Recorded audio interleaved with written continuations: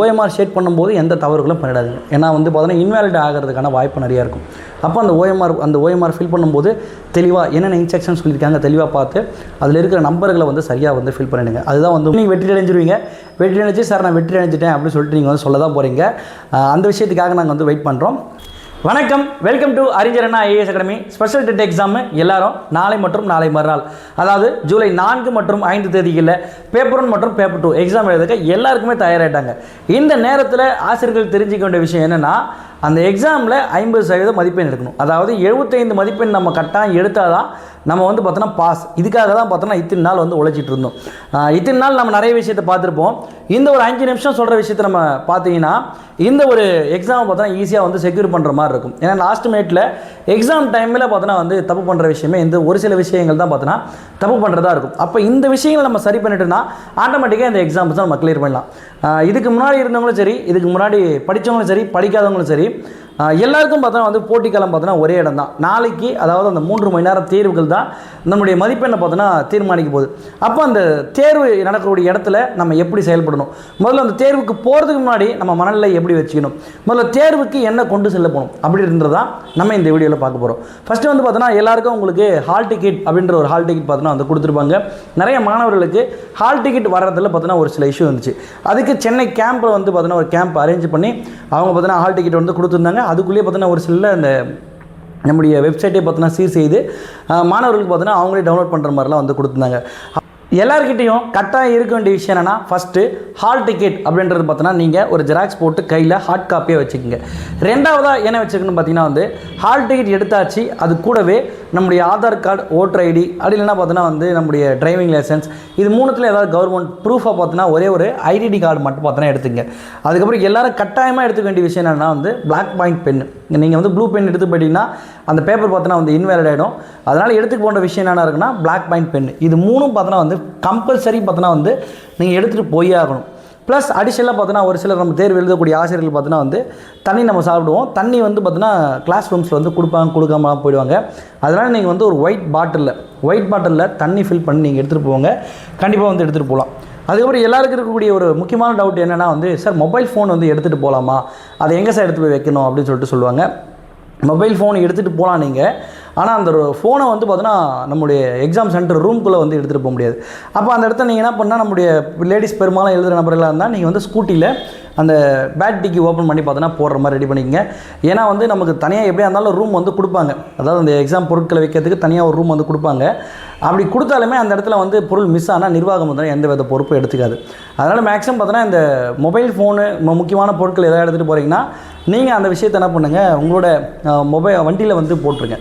போட்டிங்கன்னா பார்த்தோன்னா வந்து வேலை முடிஞ்சிடும். இதுதான் வந்து நீங்கள் எக்ஸாமுக்கு எடுத்து போக வேண்டிய விஷயமா இருக்கும். இதெல்லாம் வந்து நீங்கள் எக்ஸாம் சென்டருக்கு இங்கேருந்து வீட்டிலேருந்து கிளம்பும்போது இதெல்லாம் வந்து எடுத்துகிட்டு போயிடணும். இப்போ வந்து எக்ஸாமுக்கு எத்தனை மணிக்கு நம்ம கிளம்பணும் அப்படின்ற ஒரு செக்மெண்ட் இருக்குது. நமக்கு ரிப்போர்ட்டிங் டைம் அப்படி சொல்லிட்டு வந்து கொடுத்துருப்பாங்க. எல்லோரும் ஹால் டிக்கெட் நீங்கள் பார்க்கும்போதே நமக்கும் இந்த சென்டருக்கும் எவ்வளோ தூரம் இருக்குது, எவ்வளோ நேரத்தில் நம்ம இந்த சென்டரை போய் அடைஞ்சிடலான்றது உங்களுக்கே பார்த்தோன்னா தெரியும். அப்போ அந்த ரிப்போர்ட் டைம் அப்படின்னா காலையில் எத்தனை மணிக்குனா வந்து 8:30 மணிக்கு பார்த்தோன்னா வந்து அங்கே ரிப்போர்ட் டைம் வந்து கொடுத்துருப்பாங்க. கேட் க்ளோசிங் டைம் அப்படின்றது எவ்வளோ நேரம் கொடுத்துருப்பாங்கன்னா வந்து 9:30 மணிக்கு பார்த்தோன்னா வந்து கேட் க்ளோஸ் அப்படின்னு சொல்லிட்டு வந்து கொடுத்துருப்பாங்க. நீங்கள் வந்து ஏற்கனவே என்ன பண்ணீங்க, நார்மலாக வந்து இங்கேருந்து நம்ம ஒரு இடத்துக்கு போகிறோம், இங்கேருந்து ஒரு 10 கிலோமீட்டர் நம்ம வந்து சென்டருக்கு போகிறோன்னா, நம்ம பைக்கில் போகிறோம், பஸ்ஸில் போகிறோம், பைக்கில் போகிற நபர்களாக இருந்தால் நீங்கள் என்ன பண்ணுங்கள், ஒரு 9 மணிக்குள்ளே ரீச் ஆகிற மாதிரி போயிடுங்க. அதுவே வந்து பஸ்ஸில் போகிற நபர்கள்னால் நீங்கள் 8:30 மணிக்கே கிளம்புற மாதிரி போயிடுங்க. அப்போ தான் உங்களுக்கு கரெக்டாக இருக்கும். ஏன்னா பஸ்ஸு பார்த்தோன்னா ஒரு இடத்துல திடீர்னு பார்த்தோன்னா ஸ்டாக் ஆகும், ஏதாவது பிரச்சனையாகும். அந்த நேரம் நமக்கு வந்து பார்த்தோன்னா வந்து அலைச்சல் ஏற்படும். இந்த டைமில் வந்து எக்ஸாம் நேரத்தில் நமக்கு தெரிஞ்சிடும்னா அலைச்சல் இருக்கவே இருக்கக்கூடாது, பதட்டப்படவே கூடாது. நம்ம காமாக போனோம். ஒரு 9:30 மணி சொல்லியிருக்காங்கன்னா எல்லாருமே இன் டைம் பார்த்தோன்னா 9 மணிக்கு பார்த்தோன்னா வந்து இன் ஆகிடுங்க. நீங்கள் 9 மணிக்கு உள்ளே இன் ஆகிட்டீங்கனாலே கொஞ்சம் ஃப்ரீ ஆகிடுவீங்க. அதுக்கப்புறம் பார்த்தோன்னா ரூம் எங்கே இருக்குது அப்படின்னு சொல்லிட்டு நீங்கள் ரூம்குள்ளே போய் உட்காருவீங்க. அந்த ரூம்குள்ளே உட்காந்துட்டு ஒரு 9:30 மணி அந்த வாக்கில் பார்த்தோன்னா உங்களுக்கு என்ன கொடுத்தா கொஸ்டின் பேப்பர் வந்து கொடுத்துருவாங்க. ஒரு 1/2 hour நீங்கள் கொஸ்டின் பேப்பர் வாங்க போகிறீங்க. அந்த கொஸ்டின் பேப்பர் வாங்கிட்டு ஃபுல்லாக பார்த்தோன்னா ஒன்ஸ் ரீட் விட போகிறீங்க.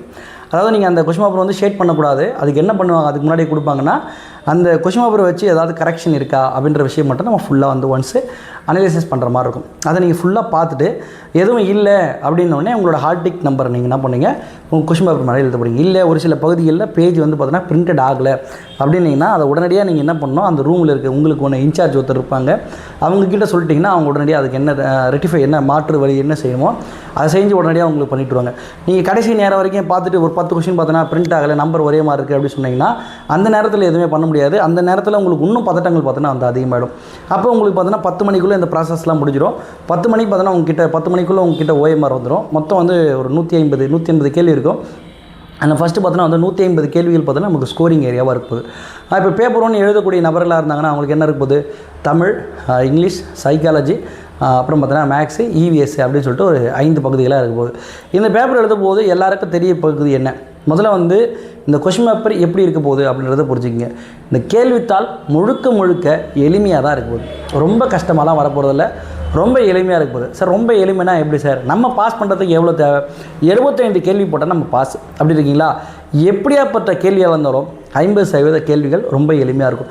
ஆனால் இப்போ இருக்கிற கேள்வித்தாள் எப்படி இருக்க போகுதுன்னா உங்களுக்கு வந்து ஒரு 60லேருந்து 70% கேள்விகள் ரொம்ப எளிமையாக இருக்கும். அப்போ நீங்கள் முதல்ல அந்த கொஷின் பேப்பர் வாங்கினோடனே நீங்கள் அந்த கொஷின் பேப்பரில் என்ன ஹேண்டில் பண்ண போகிறீங்க அப்படின்னிங்கன்னா, முதல்ல நமக்கு எதெல்லாம் தெரியும், நம்ம இதுக்கு முன்னாடி பசங்களுக்கு பாடம் எடுத்திருப்போம், அது மட்டும் இல்லாமல் இந்த செக்மெண்ட் அதாவது இந்த தேர்வுக்காக கொஞ்ச நாள் வந்து படிச்சிருப்போம்.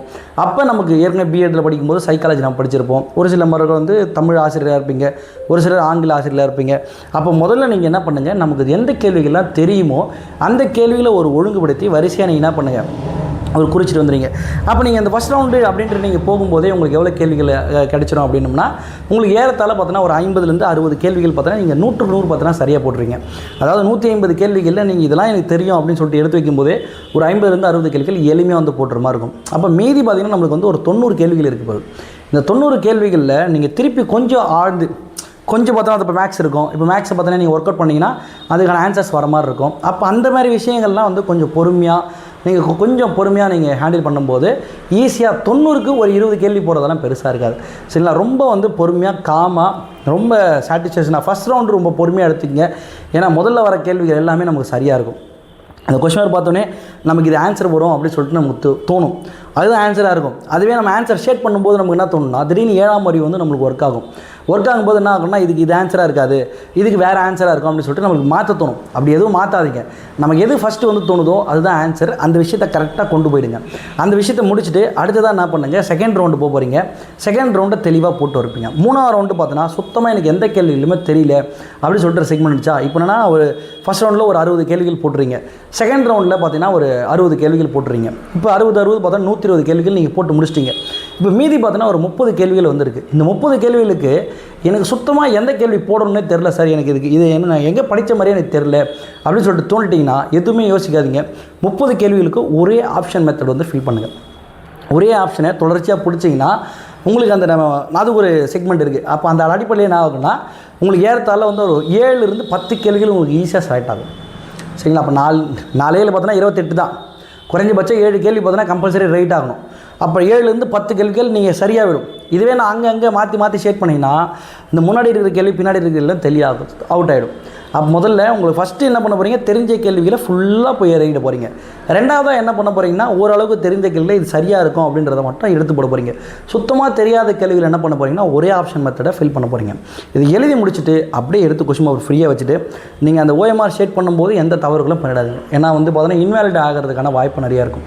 அப்போ அந்த OMR ஃபில் பண்ணும்போது தெளிவாக என்னென்ன இன்ஸ்ட்ரக்ஷன் சொல்லியிருக்காங்க தெளிவாக பார்த்து அதில் இருக்கிற நம்பர்களை வந்து சரியாக வந்து ஃபில் பண்ணிடுங்க. அதுதான் வந்து முக்கியமானதாக இருக்கும். நம்ம பேப்பர் வந்து இவ்வளோ நேரம் படித்த விஷயத்துக்கு வேலிட் இல்லையா அப்படின்றது தெரியுது அந்த ஒரு விஷயமா இருக்கும். கம்பல்சரி பார்த்தோன்னா அந்த பிளாக் பாயிண்ட் பென் எடுத்து போயிடுங்க. பென் மாற்றி எடுத்துகிட்டு போட்டால் பிரச்சனை. அதனால் வந்து ஒரு பெண்ணுக்கு 2 பென் எடுத்து போயிடுங்க. ஏற்கனவே நீங்கள் பார்த்தோன்னா ரெகுலர் யூஸ் பண்ண பெண்ணாக இருந்துச்சுன்னா அது இன்னும் பார்த்தோன்னா வந்து எளிமையாக இருக்கும். நம்மளுடைய மாணவர்கள் பார்த்தோன்னா வந்து ஏறத்தாழ ஒரு 1000க்கு மேற்பட்ட மாணவர்கள் இந்த எக்ஸாம் பார்த்தோன்னா வந்து எழுத போகிறாங்க. அது மட்டும் இல்லாமல் நம்மக்கிட்ட வந்து ஃப்ரீ பேட்ச் படிக்கிற மாணவர்கள் பார்த்தோன்னா ஒரு 5000 மார்க்காவது பார்த்தோன்னா இந்த தேர்வு வந்து எழுதுகிற மாதிரி இருக்காங்க. இந்த மாணவர்கள் எல்லோரும் பார்த்தோன்னா இந்த தேர்வுகளை ரொம்ப பொறுமையாக ஈஸியாக போய் நீங்கள் அட்டன் பண்ணிங்கன்னா வெற்றி அடைஞ்சிடலாம். அதனால் உங்களுக்கு எப்படியும் நீங்கள் வெற்றி அடைஞ்சிருவீங்க. வெற்றி அடைஞ்சி சார் நான் வெற்றி அடைஞ்சிட்டேன் அப்படின்னு சொல்லிட்டு நீங்கள் வந்து சொல்ல தான் போகிறீங்க. அந்த விஷயத்துக்காக நாங்கள் வந்து வெயிட் பண்ணுறோம். தேங்க்யூ. All the best.